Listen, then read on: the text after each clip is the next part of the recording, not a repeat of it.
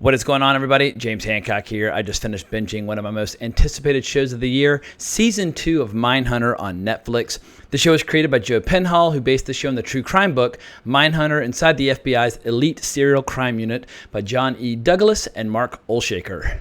I know there are a lot of diehard true crime connoisseurs out there who follow the show and take the true crime genre incredibly seriously, but I come at the show a little differently, more as a fan of great storytelling and filmmaking, and anytime you have a show or a movie with director David Fincher attached, you're pretty much guaranteed a level of craftsmanship and storytelling excellence that vastly exceeds most of what you see in movies and TV today.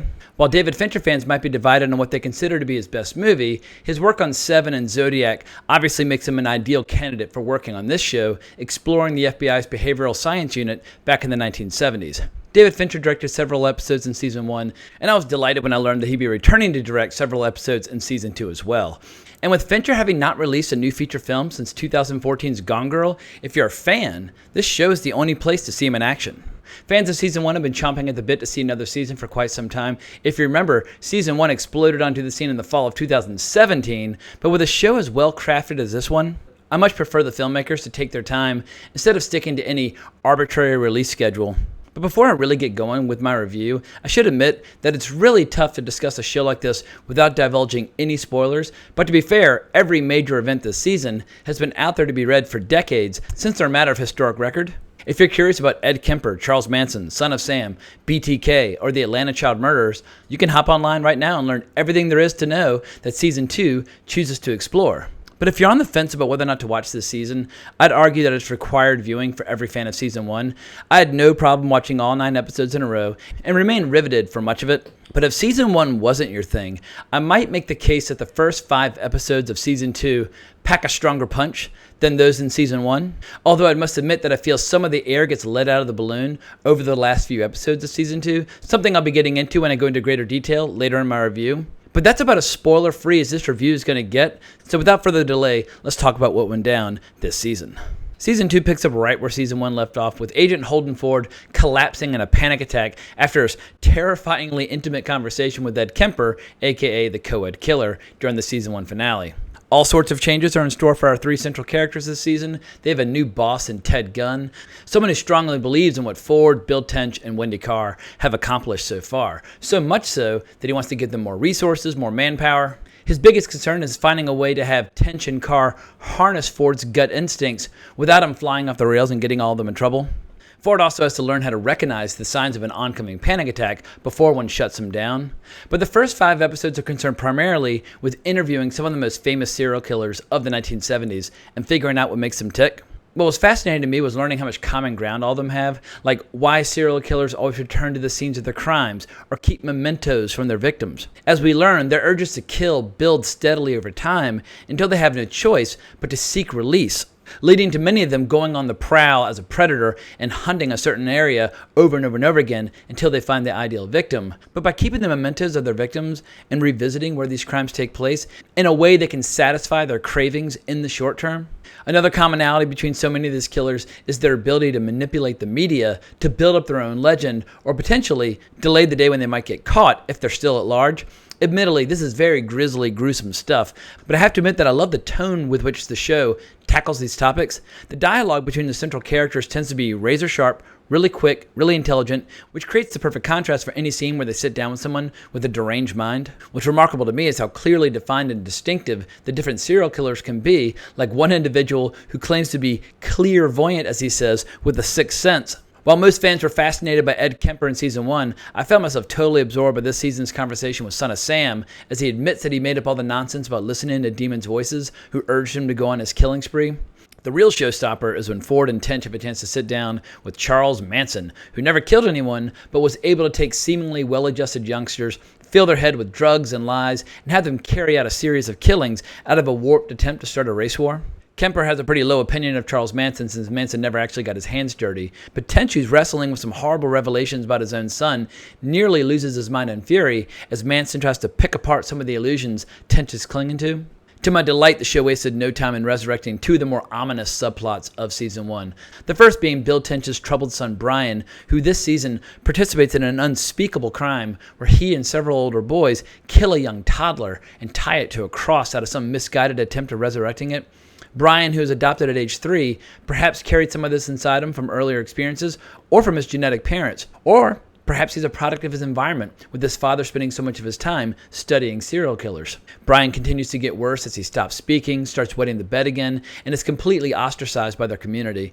Tench is essentially torn in two this season, trying to be there for his family, as well as fully committed to helping the FBI solve what comes to be known as the Atlanta child murders. The other major subplot that carries over from season 1 are the scenes about BTK, which stands for Bind, Torture, Kill. From the word go, we're treated to several terrifying scenes of BTK, his bizarre strangulation and masturbation rituals, his letters that he wrote to the police, and the terrifying details about some of his crimes.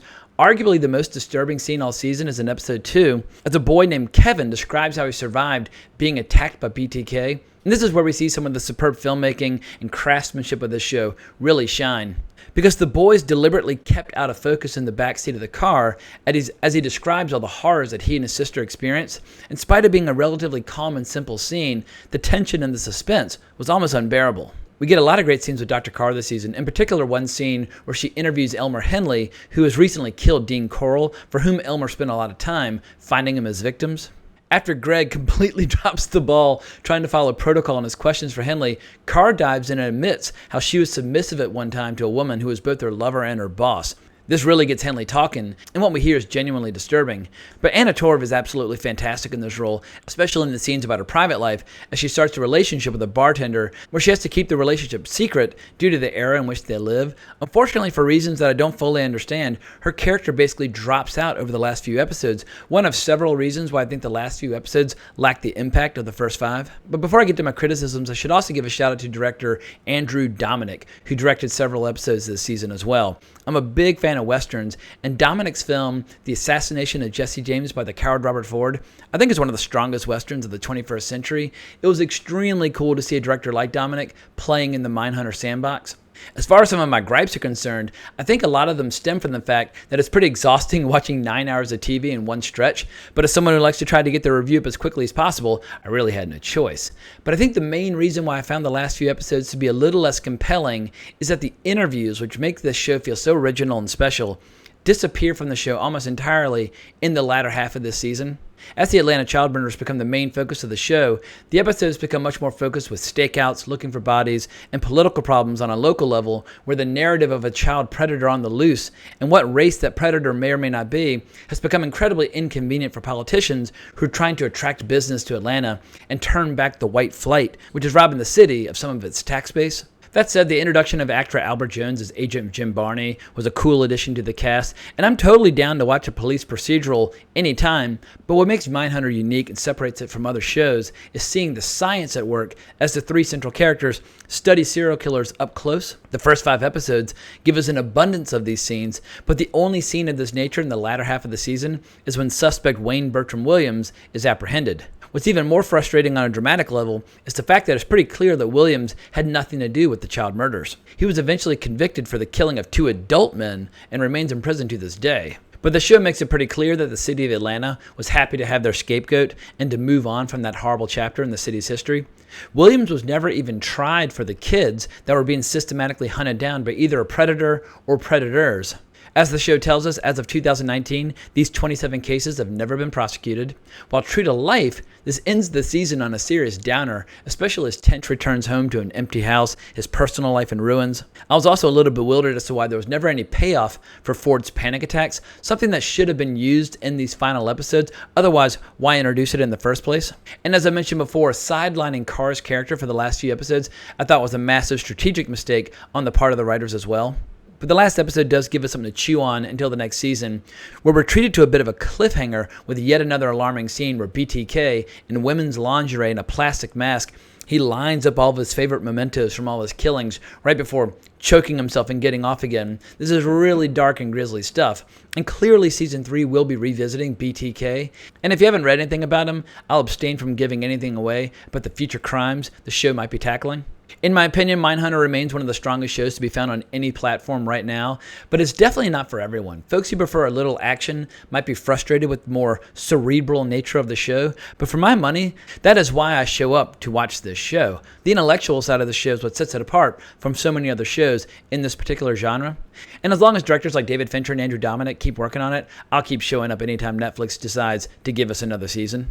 So I think that's all I got for now. Hope you enjoyed Season 2 of Mindhunter. Hope you enjoyed my review. If you enjoyed my little rant, please consider subscribing to my channel. That's very helpful to me. Or if you want to talk more about this show or David Fincher or whatever, you can always find me on Twitter at Colbrex. But thanks again for watching. Hope everyone has an amazing weekend. But more importantly, as always, onwards and upwards.